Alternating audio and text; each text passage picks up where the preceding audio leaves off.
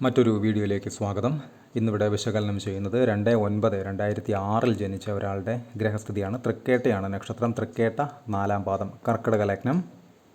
ലഗ്നത്തിൽ ശനി, 2-ൽ സൂര്യൻ, ശുക്രൻ, ബുധൻ, 3-ൽ കുജൻ, കേതു, 4-ൽ വ്യാഴം, 5-ൽ ചന്ദ്രൻ, 6, 7, 8 ഭാവങ്ങൾ ശൂന്യം, 9-ൽ രാഹു, 10, 11 ഭാവങ്ങൾ ശൂന്യം, 12-ൽ ഗുളികൻ. ഇതാണ് ഇദ്ദേഹത്തിൻ്റെ ഗ്രഹസ്ഥിതി. സ്ത്രീ ജാതകമാണിത്.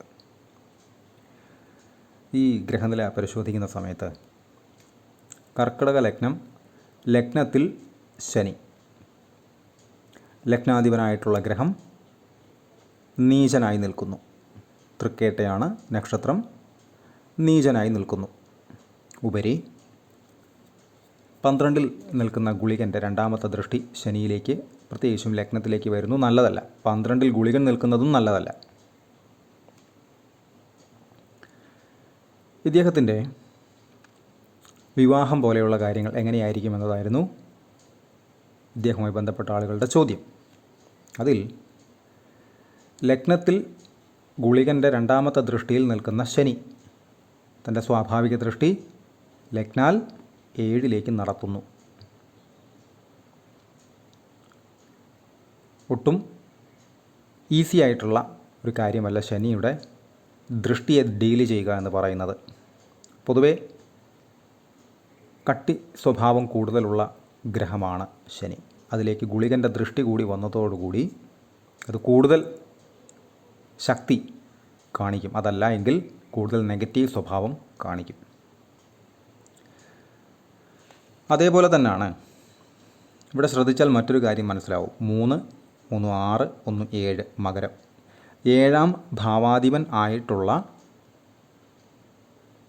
ഗ്രഹമാണ് ശനി ഇവിടെ ലഗ്നത്തിൽ ഗുളികൻ്റെ ദൃഷ്ടിയിൽ നിൽക്കുന്നത്.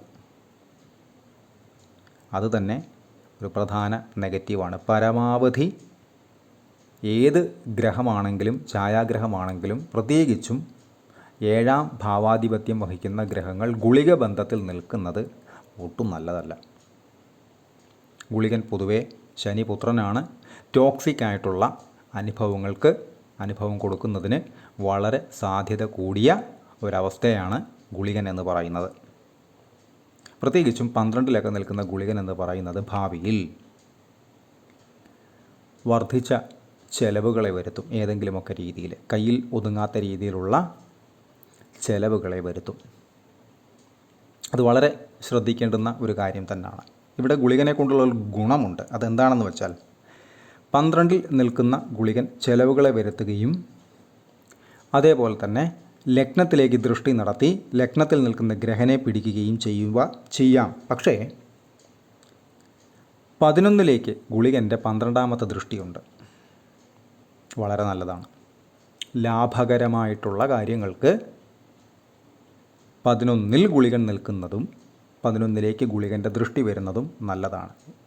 12-ൽ നിന്നുകൊണ്ട് മോശം കൊടുക്കുകയും 2ാമത്തെ ദൃഷ്ടി കൊണ്ട് മോശം കൊടുക്കുകയും ചെയ്യുമ്പോൾ ഇത് 12ാമത്തെ ദൃഷ്ടി കൊണ്ട്, അതായത് ലഗ്നാൽ 11-ലേക്ക് തൻ്റെ 12ാമത്തെ ദൃഷ്ടി കൊണ്ട് ആ ഗുളികൻ അവിടെ പോസിറ്റീവായിട്ട് വർക്ക് ചെയ്യും. ഇത് ഗുളികൻ്റെ ഒരു പ്രത്യേകത തന്നെയാണ്, സവിശേഷത തന്നെയാണ്. 6ഉം 11 ഈ 2 ഭാവങ്ങളിൽ ഗുളികൻ നിന്ന് കഴിഞ്ഞാൽ, അല്ലെങ്കിൽ അതിലേക്ക് ദൃഷ്ടി വന്നു കഴിഞ്ഞാൽ, ആ 2 ഭാവത്തെ കൊണ്ടും പോസിറ്റീവായിട്ട് റിസൾട്ട് കൊടുക്കുകയും ചെയ്യും.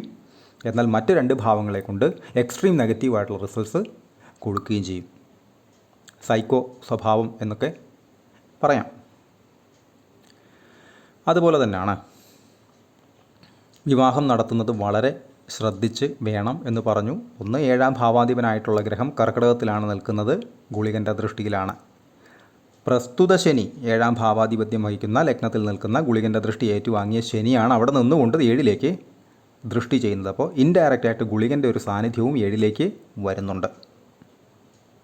വളരെ ശ്രദ്ധിക്കേണ്ടുന്ന ഒരു കാര്യം തന്നെയാണത്. ഒന്നുകിൽ ഇത്തരക്കാർക്ക് വിവാഹം ധാരാളമായിട്ടങ്ങ് വൈകാം, അതല്ല എങ്കിൽ ഒട്ടും ചേരാത്ത രീതിയിലുള്ള വിവാഹം നേരത്തെ നടക്കാം. ഇത് രണ്ടും ബുദ്ധിമുട്ടാണ്. അപ്പോൾ നേരത്തെ കൂട്ടി കാര്യങ്ങൾ അറിഞ്ഞ് വേണ്ടുന്ന പരിഹാരങ്ങൾ എടുത്ത് പോയി കഴിഞ്ഞാൽ വലിയ തെറ്റുകുറ്റങ്ങളില്ലാതെ വിവാഹം പോലെയുള്ള കാര്യങ്ങളെ സമീപിക്കാൻ സാധിക്കും, കാലോചിതമായി തന്നെ. അതുപോലെ തന്നെയാണ് 1, 2, 3, 4, 5. 5-ൽ മനസ്സിൻ്റെ സ്ഥാനത്താണ് ചന്ദ്രൻ നീചനായിട്ട് നിൽക്കുന്നത്. അവിടേക്ക് 9-ൽ നിൽക്കുന്ന ഭാഗ്യസ്ഥാനത്ത് നിൽക്കുന്ന രാഹുവിൻ്റെ 9ാമത്തെ ദൃഷ്ടിയുമുണ്ട്. അതുപോലെ തന്നെയാണ് 5ാം ഭാവാധിപൻ ആയിട്ടുള്ള ഗ്രഹം കുജനാണ്. ശത്രുക്ഷേത്രമായിട്ടുള്ള കന്നിയിൽ നിൽക്കുന്നു. കേതുവിനോടൊത്ത് രാഹുവിൻ്റെ 7ാം ദൃഷ്ടിയിൽ ഗുളികൻ്റെ ദൃഷ്ടി ഏറ്റുവാങ്ങിയ ശനിയുടെ 3ാമത്തെ ദൃഷ്ടിയിൽ ഒട്ടും നല്ലതല്ല.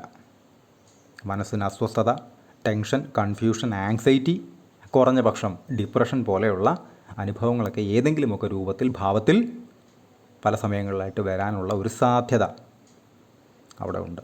കലുഷിതമായിട്ടുള്ള മനസ്സ് എന്ന് ഒറ്റ വാക്കിൽ മലയാളം. വളരെ ശ്രദ്ധിക്കേണ്ടുന്ന ഒരു കാര്യം തന്നെയാണ്.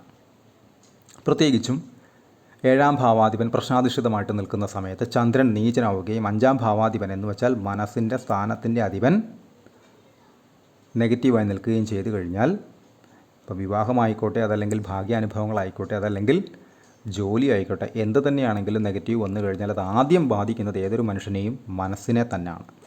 ഇവിടെ അത് വളരെ വ്യക്തവുമാണ്, പ്രകടവുമാണ്, സ്പഷ്ടവുമാണ്. അപ്പോൾ അതിന് വേണ്ടുന്ന മുൻകരുതലുകൾ എടുത്ത് തന്നെ വേണം പോകാനായിട്ട്. പ്രത്യേകിച്ചും ലഗ്നത്തിലൊക്കെ ശനി നിൽക്കുന്ന ഗ്രഹനിലകൾ ചേർക്കേണ്ടുന്ന ഗ്രഹനിലകളുമായി മാത്രം ചേർക്കാൻ പരമാവധി ശ്രദ്ധിക്കുക. അതാണ് ഇതിനകത്ത് ഏറ്റവും വലിയ ക്രൂഷ്യൽ പോയിൻ്റ് എന്ന് പറയുന്നത്. ലഗ്നത്തിലൊക്കെ ശനിയുള്ള ആളെ കൊണ്ടുപോയിട്ട് ഒരു കാരണവശാലും ലഗ്നത്തിൽ സൂര്യൻ, ലഗ്നത്തിൽ കുജൻ പോലെയുള്ള ഗ്രഹങ്ങൾ നിൽക്കുന്ന അവസ്ഥകളുമായിട്ട് യോജിപ്പിക്കാൻ നിൽക്കരുത്. ശത്രുക്കളുടെ ഒരു സംയോഗമായിട്ടത് മാറും. തർക്കങ്ങൾ ഒഴിഞ്ഞ സമയമുണ്ടാകില്ല. തർക്കങ്ങൾ കൂടുന്നതിനനുസരിച്ച് മനസ്സ് അസ്വസ്ഥമായിക്കൊണ്ടേയിരിക്കും. വളരെ ശ്രദ്ധിക്കേണ്ടുന്ന ഒരു കാര്യം തന്നെയാണത്. അതുപോലെ തന്നെയാണ് ഇദ്ദേഹത്തിൻ്റെ വ്യാഴത്തിൻ്റെ ദൃഷ്ടി എടുത്തു കഴിഞ്ഞാൽ 1, 2, 3, 4, 5, 6, 7 ലഗ്നാൽ 10ലേക്ക് തൊഴിൽ സ്ഥാനത്തേക്ക് വ്യാഴത്തിൻ്റെ ദൃഷ്ടി വരുന്നുണ്ട്. നല്ലതാണ്. മാത്രവുമല്ല 10ാം ഭാവാധിപനെ 3-ൽ കേതുവിനോടൊത്ത് രാഹുവിൻ്റെ ദൃഷ്ടിയിൽ നിൽക്കുന്നു. എന്ന് വച്ചാൽ സ്വന്തം നാട്ടിൽ നിന്ന് മാറി ജോലി ചെയ്യേണ്ടതായിട്ടുള്ള അവസ്ഥകളോ സാഹചര്യങ്ങളൊക്കെ ഉണ്ടാകാം. എന്നിരുന്നാൽ തന്നെയും അതിൽ നിന്നും ആ ജോലി സംബന്ധമായിട്ട് വൈഭവം, നൈപുണ്യം, ഗുണം, നേട്ടം, മെച്ചം, അംഗീകാരമൊക്കെ വ്യാഴം അവിടെ വരുത്തി കൊടുക്കുമെന്നതിലും തർക്കമില്ല. ഇദ്ദേഹം എന്ത് കാര്യം ചെയ്യുന്ന സമയത്തും അത് മനസ്സിനെ നെഗറ്റീവായി ബാധിക്കുന്നില്ല തുടങ്ങിയ കാര്യങ്ങൾ ഉറപ്പിച്ച് ശ്രദ്ധിച്ച് മാത്രമേ ചെയ്യാവൂ. 5-ൽ നീചനായി നിൽക്കുന്ന ചന്ദ്രനും 5ാം ഭാവാധിപൻ നിൽക്കുന്ന അവസ്ഥയും നല്ലതല്ല. ഇത് വളരെ ശ്രദ്ധിക്കേണ്ടുന്ന ഒരു കാര്യം തന്നെയാണ്. അതുപോലെ തന്നെയാണ് വിവാഹകാരക ഗ്രഹമായിട്ടുള്ള ശുക്രൻ 2-ൽ ശത്രുക്ഷേത്രത്തിൽ ശത്രുവിനോടൊത്ത് ബുധനോടൊത്ത് നിൽക്കുന്നു. ബുധൻ സുഹൃത്താണ്, സൂര്യൻ ശത്രുവും. അത് വർഗോത്തമം ചെയ്തു നിൽക്കുന്ന സൂര്യനും വർഗോത്തമം ചെയ്തു നിൽക്കുന്ന ബുധനുമാണ്. പൊതുവേ ചിങ്ങത്തിൽ ശുക്രൻ സൂര്യനോടൊത്ത് നിൽക്കുന്നത് നല്ലതല്ല. തർക്ക വിവാഹങ്ങൾ ധാരാളമായിട്ട് ഇത്തരക്കാർക്ക് കണ്ടുവരാറുമുണ്ട്. സൂര്യൻ ശുക്രൻ കോമ്പിനേഷൻ പ്രധാന ശത്രുക്കൾ തന്നെയാണ്, അങ്ങോട്ടും ഇങ്ങോട്ടും ചേരില്ല. അപ്പോൾ അത് ശ്രദ്ധിക്കേണ്ടുന്ന ഒരവസ്ഥ തന്നെയാണ്. ശുക്രനെയും ശ്രദ്ധിക്കണം, ശനിയെ ശ്രദ്ധിക്കണം. ഭാഗ്യസ്ഥാനത്ത് നിൽക്കുന്ന രാഹു, ഭാഗ്യാനുഭവങ്ങളെല്ലാം ഗ്രസിക്കാൻ തക്ക ശേഷി 9-ൽ നിൽക്കുന്ന രാഹു ഏതൊരു ഗ്രഹനിലയിലും കാണിക്കാറുണ്ട്. അത് വളരെ ശ്രദ്ധിക്കേണ്ടുന്ന ഒരു കാര്യം തന്നെയാണ്. ലക്ഷം ദോഷോ ഗുരു ഹന്തി എന്ന് പറയുന്ന പോലെ തന്നെ ഉള്ള എല്ലാ ഭാഗ്യാനുഭവങ്ങളെയും നെഗറ്റീവാക്കാൻ തക്ക ശേഷി 9-ൽ നിൽക്കുന്ന രാഹുവിന് ഉണ്ട്. ഭാഗ്യാനുഭവങ്ങൾക്ക് കാലതാമസം വരുത്തുക, അതല്ല എങ്കിൽ ഭാഗ്യാനുഭവങ്ങൾക്ക് ഏതെങ്കിലും രൂപത്തിലോ ഭാവത്തിലോ തടസ്സം വരുത്തുക, ഇതെല്ലാം 9-ൽ നിൽക്കുന്ന രാഹു വരുത്തുക സ്വാഭാവികമാണ്. അപ്പോൾ അത് വളരെ ശ്രദ്ധിക്കേണ്ടുന്ന അവസ്ഥകളുള്ള 7ാം ഭാവവുമായി ബന്ധപ്പെട്ട് ശ്രദ്ധ വേണം. മനസ്സിൻ്റെ പ്രവർത്തനങ്ങളുമായി ബന്ധപ്പെട്ട് ശ്രദ്ധ വേണം. അതേപോലെ തന്നെ ഭാഗ്യാനുഭവങ്ങളുമായി ബന്ധപ്പെട്ടുള്ള കാര്യങ്ങൾക്ക് ശ്രദ്ധ വേണം. ചെലവ് സംബന്ധമായിട്ടുള്ള കാര്യങ്ങൾക്ക് ശ്രദ്ധ വേണം. ഉപരി എന്തെങ്കിലും വൈദ്യസഹായം തേടേണ്ടതായിട്ടുള്ള ഹെൽത്ത് ഇഷ്യൂസ് ഉണ്ടായാൽ വൈകാതെ തന്നെ വൈദ്യസഹായം തേടേണ്ടതുമാണ്. കാരണം ലഗ്നത്തിൽ ശനി, ലഗ്നത്തിൽ ഗുളികൻ്റെ ദൃഷ്ടി എന്ന് പറയുമ്പോൾ, ശനി ഉള്ളിടത്തേക്കുള്ള ഗുളികൻ്റെ ദൃഷ്ടി എന്ന് പറയുമ്പോൾ എന്തെങ്കിലുമൊക്കെ ഹെൽത്ത് ഇഷ്യൂസ് വരാനുള്ള സാധ്യതയും ഉണ്ട്. പ്രത്യേകിച്ച് അസ്ഥി സംബന്ധമായിട്ടോ അതല്ല എങ്കിൽ ജോയിൻ്റ്, എല്ല് പോലെയുള്ള അവസ്ഥകളുമായിട്ടൊക്കെ ബന്ധപ്പെട്ടിട്ട് എന്തെങ്കിലുമൊക്കെ അസുഖങ്ങൾ ഉണ്ടാകാനുള്ള, വാതരോഗങ്ങൾ പോലെയുള്ള അവസ്ഥകളൊക്കെ ഉണ്ടാകാനുള്ള ഒരു സാധ്യത, ലഗ്നത്തിലെ ശനി ഇതെല്ലാം ചെയ്യുന്നതാണ്. അവിടേക്ക് ഗുളികൻ്റെ ദൃഷ്ടി കൂടെ വരുന്നതോടുകൂടി അതിനുള്ള സാധ്യത കൂടുകയും ചെയ്യും. പ്രത്യേകിച്ചും ലഗ്നത്തിലേക്ക് വ്യാഴത്തിൻ്റെ ദൃഷ്ടി വരുന്നുമില്ല.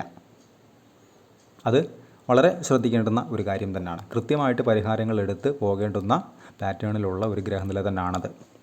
അത് നേരത്തെ അറിഞ്ഞ് നേരത്തെ കൂട്ടി കൃത്യമായിട്ട് പരിഹാരങ്ങൾ എടുത്ത് പോയി കഴിഞ്ഞാൽ ഈ നെഗറ്റീവ്സിൻ്റെ പേഴ്സൻറ്റേജിന് ഒരു പരിധിയിൽ കൂടുതൽ കുറയ്ക്കാൻ പറ്റും, പോസിറ്റീവ്സിൻ്റെ പേഴ്സൻറ്റേജിനെ കൂട്ടാനും പറ്റും.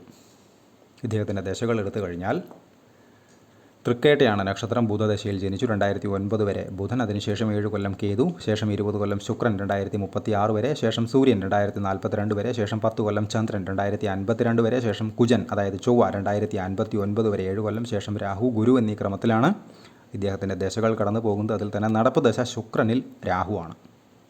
8/8/2023 തൊട്ട് 7/8/2026 വരെ എന്തെങ്കിലുമൊക്കെ വള്ളിക്കെട്ട് രൂപങ്ങളിലുള്ള, നാടൻ ഭാഷയിൽ പറഞ്ഞാൽ വള്ളിക്കെട്ട് രൂപങ്ങളിലുള്ള റിലേഷനോ അങ്ങനെയുള്ള എന്തെങ്കിലും കാര്യങ്ങളൊക്കെ വരാനുള്ള ഒരു സാധ്യത കൂടിയ സമയമാണ് ശുക്രനിൽ രാഹു. അതല്ല എങ്കിൽ രാഹുവിൽ ശുക്രൻ.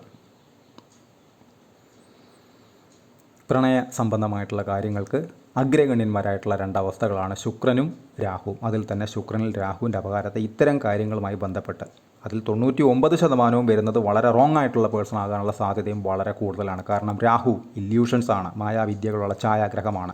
തരുന്നതൊന്നും ചിലപ്പോൾ നിലനിന്നോണമെന്നില്ല. അപ്പോൾ അതിനനുസരിച്ച് തീരുമാനങ്ങളെടുത്ത് പോയില്ല എങ്കിൽ അബദ്ധങ്ങൾ സംഭവിക്കാം. അപ്പോൾ ഇത് അറിഞ്ഞതുകൊണ്ട് അത്തരം ഒരു കാര്യം വന്നാൽ തന്നെ അതിനെങ്ങനെ ഡീൽ ചെയ്ത് പോകണമെന്ന് സ്വയം ചിന്തിച്ചെടുക്കാൻ പറ്റും. അതറിയില്ല എങ്കിൽ അതിൻ്റെ കൂട്ടത്തിൽ പോവുകയും അബദ്ധം പറ്റാനുള്ള സാധ്യത കൂടുകയും ചെയ്യും. കൺസൾട്ടേഷൻ ആവശ്യമുള്ള ആളുകൾക്ക് ഈ നമ്പറിൽ കോൺടാക്റ്റ് ചെയ്യാവുന്നതാണ്. കോൺടാക്റ്റ് ഡീറ്റെയിൽസ് ഡിസ്ക്രിപ്ഷനിൽ കൊടുത്തിട്ടുണ്ട്. ഇത്തരം വീഡിയോസ് ഇനിയും തുടരും. നന്ദി.